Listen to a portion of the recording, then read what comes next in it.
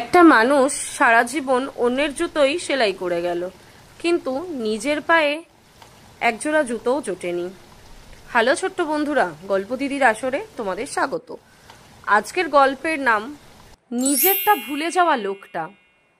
একজন বৃদ্ধ মুচি প্রতিদিন সকাল থেকে রাত অবধি কাজ করত। অন্যের ছেঁড়া জুতো সেলাই করত, পালিশ করত, আবার নতুন জুতো বানিয়েও দিত। একদিন এক পথচারী তার দোকানে দাঁড়িয়ে জিজ্ঞাসা করলো, কাকা, আপনার নিজের পায়ে তো জুতো নেই, আপনি এত জুতো বানান, অথচ নিজের জন্য একটা জুতোও নেই কেন?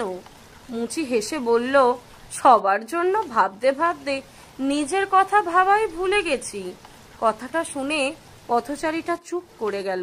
আমরা অনেক সময় এমনই হই, সবার কাজে ব্যস্ত থাকি, কিন্তু নিজের মনটা কেমন আছে সেটাই ভুলে যাই।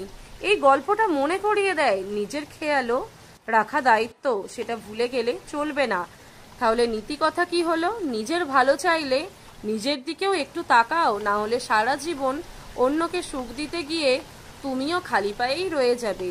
গল্পটা যদি ভালো লেগে থাকে প্লিজ একটা লাইক দিও আর একটু সাবস্ক্রাইব করে দিও। Thank you.